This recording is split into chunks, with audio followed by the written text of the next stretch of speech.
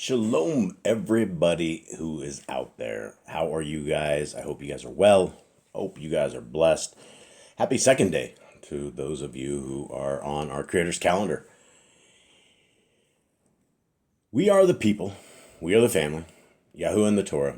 We are the people who believe that the laws, statutes, and commandments of our Creator that are found in the first 5 books of Scriptures are the most exciting, most wonderful, most articulated set of guidelines that we can ever be blessed with. And our family, me, my kids, my wife, we all love the Torah. We all love the ways of our Creator. And we love His Son. We love the ways of righteousness. And we love righteousness because we live in a world of extreme evil. It doesn't take much. You can flip the TV on if you watch television programming, and you will find great evil. You will find the world. You will find everything that is wrong with the world. And if you are subjecting your children to the programming that is there, you're basically destroying them further on in life. There are a lot of times, even now, my kids know of things that are very much worldly because I didn't even start keeping the Torah about 10 years ago. And so prior to that, I was a great Christian. I was a fantastic Christian. We were saving everybody. Been 30-some year Christian. I knew the doctrine of Christianity back and forward. I've been through every kind of Christian stuff, hanging out with revivals and all that stuff. You know, as a kid, my mom was very, very much into the Christian religion. And so that's what I knew, and that's all I ever knew. And then when we started to break through the programming that we had been taught, and the thing about any one of these 41,000 different religions is we have been indoctrinated into a man-made tradition. If you have to claim a name to a religion that you are in and under, then by default, you fall under that doctrine, and then you believe what that doctrine is. And we have doctrine out there that is telling people that the Creator and His Son are the same entity, when it's very, very, very clear from Scriptures they are two. And the Son of the Creator of the universe has been prophesied and was prophesied, and He became our deliverer, and He became our salvation. But it's not the Creator of the universe that died for our sins. It's His Son. The same Son that was with Him for probably a very, very long time in some other world, in some other realm before creation. The Torah of the first 5 books of Scriptures was built long before night and day were divided, before the sun and moon and stars, and before all of creation. There was a Torah already written. There was already a Sabbath day that the people of the Shamayim, the people of heaven, kept. And so it's not something new. It's only new for us when we didn't come into Torah and we didn't understand that this is the ways of our Creator. Now, the book in front of you guys is a limited edition, and it is the greatest English translation of Scriptures that you guys will probably ever have a chance of getting. And it's absolutely free of charge. In fact, the app that we're reading out of is the Google app, and we spent thousands and thousands of dollars on this thing, and it over a year to get this thing fully perfected to where it was releasable enough that I thought it was as good as we could get it. And so it's all free. Everything out there is free of charge. But there's a bigger mission here because Yah Scriptures has developed into hopefully a blossoming, blooming prison ministry. And we've had a tremendous amount of success in this. And right now there are multiple brothers out there who are writing the Brothers and Sisters in Chains. And they are corresponding with them. They are seeing fruits. They are seeing friendships develop. And it is very, very amazing. I have about 35 brothers and sisters on death row myself that I correspond with on a day-to-day basis as the things come in. And the mission of Yah Scriptures is that we are able to minister to these brothers and sisters in prison. And right now we're at such an age and such a stage where ministering and taking care of them, we don't necessarily even need to step in their door. But we do need to invest our time and our heart, our emotions, our love, and our understanding of the laws, statutes, and commandments of our Creator. So that's the big thing, is we want to be able to minister to them a real message, and not the same religious rhetoric that every one of them have heard and they still hear, and that everybody's tired of, right? It doesn't make any sense. The once saved, always saved, with no way to, it doesn't make any sense when it comes down to scriptures. There's a way for the people of our Creator, and that way forward is the Torah. And it's in these books, and it's within Yah Scriptures, or any scriptures, that you can find the truth of our Creator and His ways. So if you would like to be a part of this prison ministry, these books right here are available. 3,153 pages, 103 books, fully restored name of our Creator, His Son, all our forefathers. It is a book that more than likely, if we don't have another chance at printing, will be a collector's item. I don't know how else it can't be. It is one of the most accurate books that is out there, and what I say is the greatest English translation, and I really believe it. So if you guys would like a scriptures, it's available at yahscriptures.com. And when you guys buy a single scriptures, we're able to get a full scriptures into our brothers and sisters in chains. And for those who want to donate to the brothers and sisters in chains, there's also a donate place right there. And what the donation does is it buys stamps.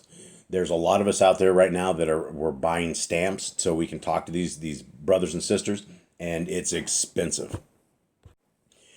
And so we are always funding in with stamps. So there's always a way to support Yah Scriptures through there. And we thank you guys for supporting Yah Scriptures. For everybody who has purchased one, you guys have given us a ability to reach people. And the brother, I had a brother that wrote the other day, and he goes, how is it possible that you're able to get more than one of us this scriptures? And I explained to him, man, this is not a me thing. This is the hand of the Creator of the universe has allowed us to potentially create a free Bible printing press that we can get a huge value, because you will never find another book like Yah Scriptures. The size of it, the size alone is insane, because it is large print, which means if you want to sit at a desk or wherever and read this for hours and hours and hours and hours, it won't blow your eyes away like these tablets and screens and various things. And so this book is meant for those with vision problems. It's meant for those who want to read a tremendous amount of scriptures, and it's easy to read.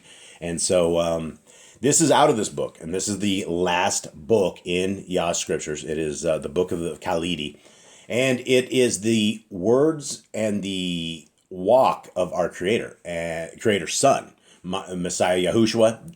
Those who call him Jesus, there were no J's in Hebrew. A lot of people don't know that, but as we are educating everybody, it's very important to understand that the letter J wasn't even invented till the 1500s. I think it's 1524 or 1525. I always get one of the years confused on that. But we're talking like less than, like 1,000 years ago, under 1,000 years ago. So, and Hebrew doesn't have a j sound like that. It doesn't exist in the alphabet. And so you wouldn't be a Hebrew person. You would not name your kid like a Greek name that even has like a Zeus in it, right? That's not what it would happen.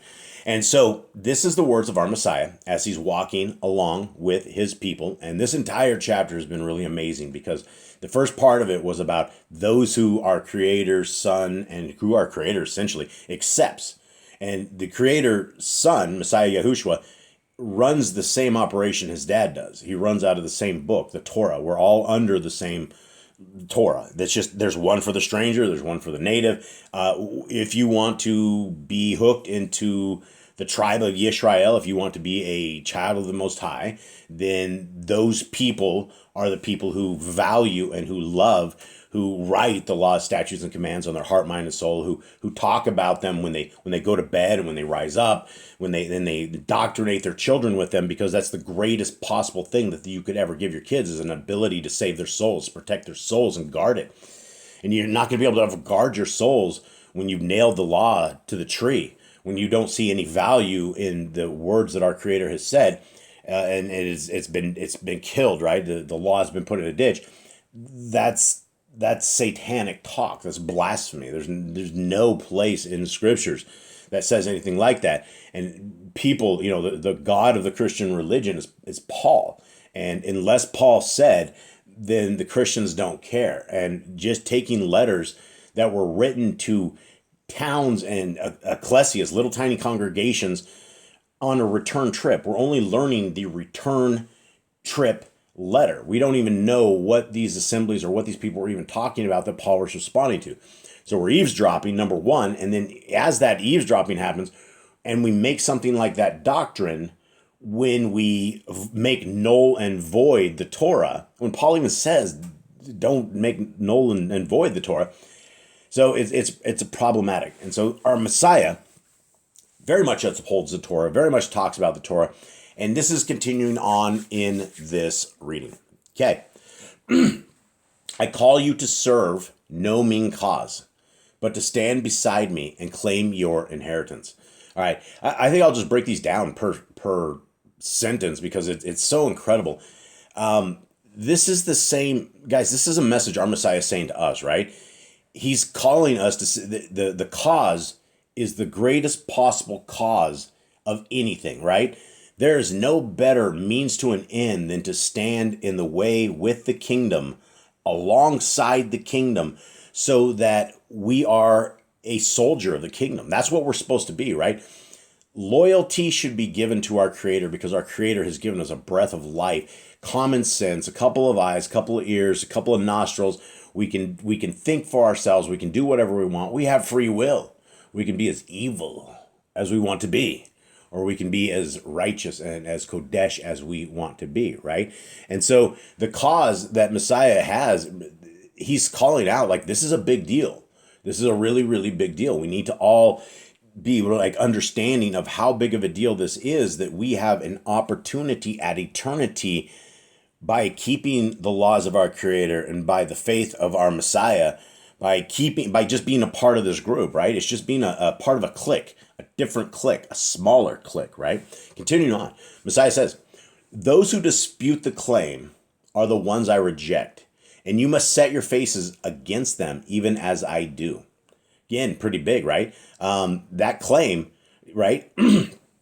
Our inheritance, that's what everybody can understand the word inheritance, right? We know what the inheritance, when our parents die, we end up with something. Somebody, there's an inheritance at some point, some people mostly get, right? But if you are the people who dispute that the inheritance is able to be achieved and able to be gotten, Messiah is going to reject, right? We want to be yelling to people to come claim your inheritance, free trip, free gift, right? Free eternity. All we have to do is be loyal and be the people that our Creator has asked us to be. It's some mysterious thing. If you read scriptures from the front of the book to the end of the book, and basically read the Torah over and over and over until it is very, very, very clear in your mind, that's part of the walk with our Creator.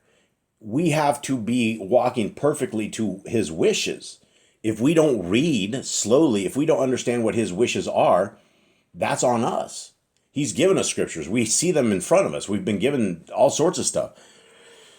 Yah Scriptures, all the free downloads, guys. There's a download for every platform of everything. You can read this stuff on your own. Continuing on. Come and inherit the incorruptible glory which is in the Shemaim, even as flesh is on the earth. Okay, and the word for Shemaim is heaven. So Messiah continues to go on and talks about incorruptible glory, right? That's in somewhere else, a place in the heavens, even as flesh is on earth. So this is, again, the continuing of the promise. Not only does he tell us what the inheritance is, he tells us a possible place that it may take place, right? There's places out of this world. There's a world where our Creator lives, His Son lives. Who knows what in the world goes on in that world, right? But there's a different place. We may get to view this. We may get to step into this or something of the sort, or at least know of it in an understanding way when we are part of the Creator's kit. Okay, continuing on. The way is narrow and difficult, for no one who has not been tempted and tried can attain his reward. Messiah talks about this narrow and difficult way, right? He talks about the gate, the small gate. We hear that it's narrow, and the path to destruction is very wide. And so, what do we mean here when it says that if we haven't been tempted, we are not going to be able to attain our reward? Well, that's the thing that is, I guess people need to understand, is that when you are a Torah keeper, there is a greater chance of affliction because you have the leader of the loser squad, Hasatan, this dark, secondhand, just a lowlife, just a really, really evil lowlife thing, right? This thing and the hordes of demons, you have all of the, basically the sons and daughters of the fallen angels that when they died, all these demonic things are sitting here going through. I believe without a shadow of a doubt that there are demons that haunt all of us all the time, and that there are all sorts of horrible things that these things do, right? These demons are going to tempt us. They're going to try to take us. They're going to, what these demons and what these evil things want is they want to kill us, right? Not only do they want to kill us, but they want to kill us while we are out of covenant with our Creator. They want to make sure that we forget our Creator, that whatever they're doing to us becomes so much that we just abandon the walk with our Creator because it's so difficult. That's what they want. And guys, that's what is you will see. People lose their way a lot of times. And faith, calling faith one thing, it is really one thing, because if you look at the Christian religion, it's all about faith. It's not about faith, guys. It's about the Torah walk. And the Torah walk is about faith and works. It's about doing the Torah. Just like the Shema, right? Hear and obey. The Torah is a life-breathing world entity that if we walk it and if it is surrounding our life, then it is, it's spiritual defense, and it's something that we absolutely must have. So you're going to be tempted. We're going to be tried. We're going to be decimated. We're going to fall under depression. We're going to fall under all this stuff. And we need to always keep our eyes on the prize. We need to keep our eyes on the understanding that eternity is forever. This life is but a vapor of what eternity is going to be. So let us take suffering and let us rejoice in this. Let us take the brokenness and let us rejoice and let us praise our Elohim. Because if we aren't being tested, then we're probably not walking Torah perfectly. Now, what comes with testing, what comes with this, is that we know that our Creator will not let us be tested beyond what we are capable of. And so, guaranteed, along with all these demons, there are a tremendous amount. There's legions of messengers, angels, who are hoarding around that are defending us from this extracurricular darkness we can't even see. So, understand, guys, this is a narrow and difficult path. We will be tested as the people of our Creator. Continuing on. He that is near me is close to a blazing fire and may get burned. But he who withdraws from the heat withdraws from the Shamaim. Same thing, right? Messiah, it's that testing, right? We're going to get hurt. Revelations clearly talks about how torqued off Hasatan is when he comes after all of those who keep the commandments of our Creator, right? There is nobody he hates more than those who are willing to accept our Creator when he rejected him, and he knows his eternity is going to be in a bad place. He's only raging now. He's only raging out, but for a short time. Guys, we're ending this 6,000 years like soon. I have no idea when it's close, but Messiah is on his way. The kingdom is coming. We need to be prepared. We need to have oil in our lamps. We need to have spiritual protection. We need to have the Torah in our lives, in the ways of our Creator every single day. Guys, it needs to be part of it. But remember, we're going to get hurt, and it's not going to go well. Hasatan always wants us. Continuing on, some have said the yoke of the Torah sits heavy on our shoulders, Christians. But I tell you, I come not to lighten, but to magnify the responsibility. Whoa, So right out of the gate, this would make every Christian very upset. They go, oh, where did this book come from? This book lies.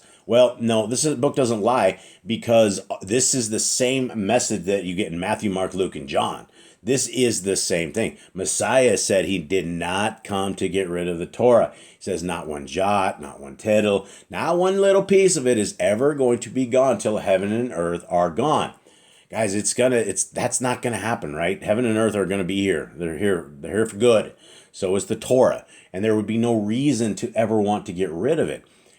Guys, getting rid of the Torah is very, very dangerous. You are at the mercy of being defenseless against a devil who knows the Torah very well. He knows the will of our Creator very, very well. He is an anti-Yahuwah, is who he is. He's just the opposite of the beauty and the love and the magnitude and the mercy of our Creator. All Satan wants is death, destruction, horrible, horrible things. Okay, continuing on. So Messiah says, right, it's not hard, right? And who says the Torah is hard? I will tell you without a shadow of a doubt, the Torah is not hard, right? It might be hard to figure out right out of the gate, because most people, when they try to get into the Torah, they get stuck into Judaism, because everybody's convinced Judaism keeps the Torah, when they break Deuteronomy 4:2 by adding to all their extracurricular books. And so Messiah says he's magnifying the responsibility. Okay, so if you are a follower of Christos, of Messiah, Mashiach, if you are a follower of our Lamb, he says that the Torah needs to be a big responsibility, right? Like, it needs to be more than what we actually knew. The cold days of Moshe, where we have certain things that are just cut and dry, Messiah fields things out so we understand a little bit more. That is why he is the Torah made the flesh, the Word made flesh. That's it. He rode with his pops for so long, he knows exactly what's up. Now let's continue on with this. Moshe brought the Torah, which says, "Do not kill." But I say, any who releases anger on his brother without just cause shall not escape judgment.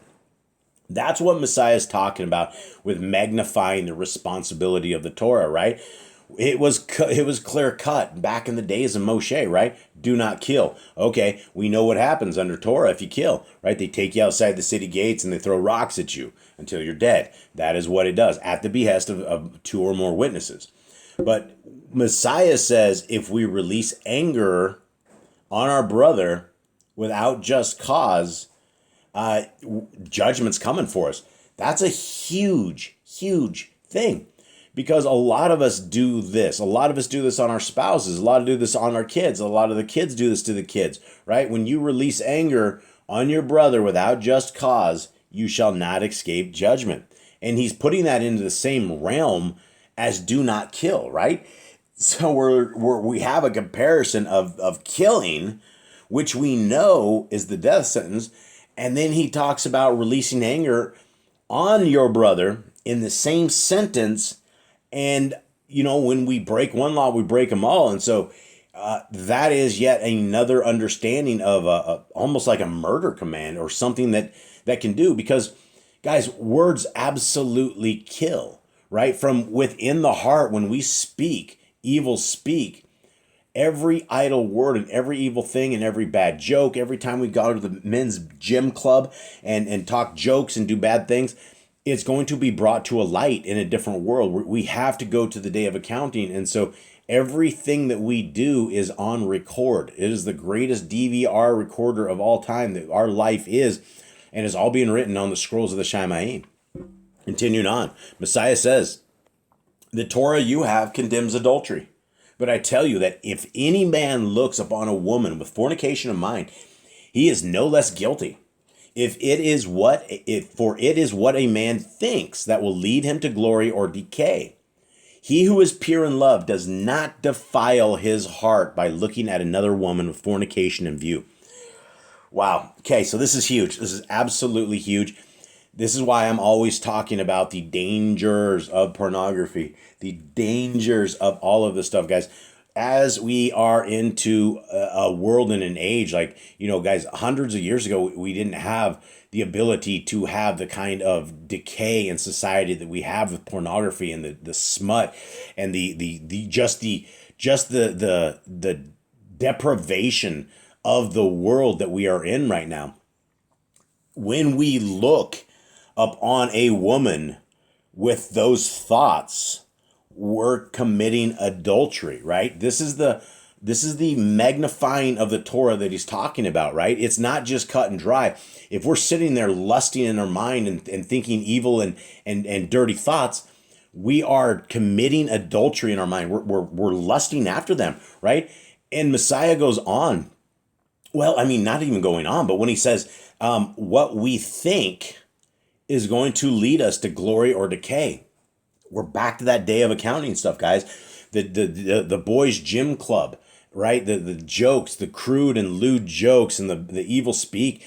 Imagine the types of stuff that come off of television, the stuff that comes out of Hollywood, the stuff that comes out of all of these evil things that we just set our kids up to see, right? The girls on TV have no clothes on anymore. They haven't for years.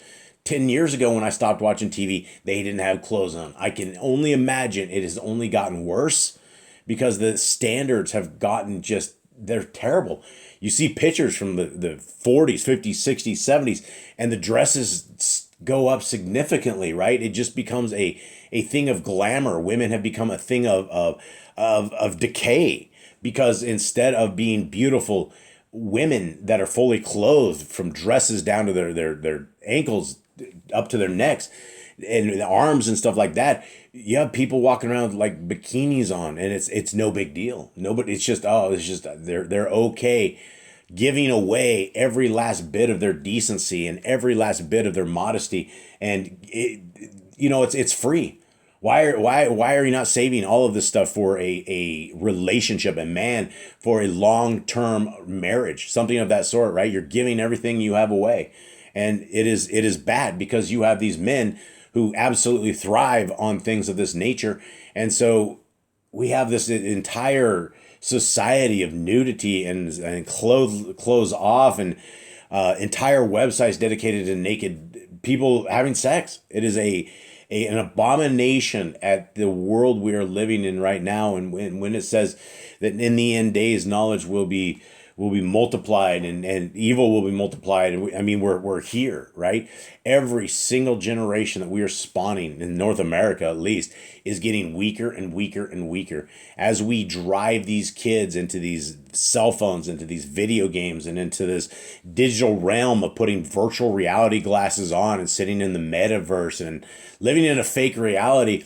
Every little bit of this takes our time and our attention away from possibly seeking our Creator where He's able to be found. And He's not in the metaverse. He's not in a 501c3 church made by man. He's in Scriptures. He's in prayer. He's all around us. He's in every breath that we take when you realize what the Ruach HaKodesh is. So continuing on, this is a big deal, right? The final thing Messiah says in that verse alone is, he who is pure in love does not defile his heart by looking at another woman with fornication in view, right? It's not even defiling see, this is the thing is the people say the grass is always greener on the other side of the fence when they forget to water their own home turf, right? If you would just kept that sprinkler out there rolling on, and you would pay attention to your spouse and you would love them unconditionally, and your mind would not wander, you would have common goals, you would spend time together. That's what it's all about. Right? And when you're willing to look over the fence, when you're willing to look at the lust of this world, which is all around us, nobody has any modesty, right? The greatest thing we could ever have is a marriage that's solid, right? If you can ever find a woman that is Torah bound, Torah related, and you can find and set up shop, and you are that man that is Torah based, there's nothing that's going to break that up, guys. There's nothing that's going to break that. And so we need, as men, we need to be strong and stop committing adultery day after day after day, right? We need to stop looking at these women and lusting after them and falling into these satanic things. And I'll probably, I just keep talking here, guys. I was reading the Book of Solomon, and the Book of Solomon is I don't know if anybody's ever read it or not, but it is quite the read. In fact, I liked it so much I decided that as Yah Scriptures we're going to restore it. And so it's very fascinating because in the book of Tobit there's an actual demon that comes up in the book of Solomon, and we know it's the demon that was messing with Tobit. There was always, I think it was the one that was trying to kill the spouses of that lady who had lost like 7 husbands or something of the sort. And Tobit came around and everybody thought he was done. So it's very, very fascinating because Solomon goes on this little crazy thing where he starts controlling all the demons. And for it seems like a good chunk of his life, he had demons like locked in chains working on things of his great temples and things, cutting marble, stomping clay, doing things. And there was a demon that he taught. He was a couple of the demons that were very fascinating. One of them was a woman, a man. It basically is a woman or a man, whatever it wanted to be. Its job was to pull men away from women. This job is just to wreck houses, right? Pull men's attention away from the focus that they should be on, which is on our homestead, our wives, our families, and the kingdom to come, protecting our soul, guarding the souls of our family. Right, but then there's other demons, and Solomon's talking about how like actually this thing was real beautiful. Knowing Solomon, he's a crazy man, and as he goes through these demons, there's several of them that are attacked and set up just to crush marriages, just to crush relationships, just to get men to error and folly, and you can see it. And when you read text like this, and you understand that these things are the sons and daughters of the fallen angels, the things that had no soul, they had no place to go. And so they've been here attacking humankind for years. And it's very, very spooky when you understand this. So the bottom line is, guys, we are under a spiritual attack. We always will be under a spiritual attack. It's going to be something that is we're never going to be able to get out of unless we abandon ship. And that is a terrible, terrible idea. That is something that, why conform to this 120 years? I mean, literally, if they have to cut us into pieces and we die, that's the death we should take, because it doesn't matter. This world's going to fade. We're going to die anyway. What is the difference between standing for the creator of the universe and through all things, right? Who cares about this life? Let's let it go. Let's be ready for the kingdom to come. That's where we need to be building up our jewels. That's where we need to be fishing for men. That's where we need to be doing all of this. So guys, much love to all of you. I hope you guys have a wonderful week. I hope you guys have a good day. And thank you for everybody who makes it to the very end of this. I know I'm very long-winded. I don't mean to be, but much love to all of you. I'm out. Have a good day.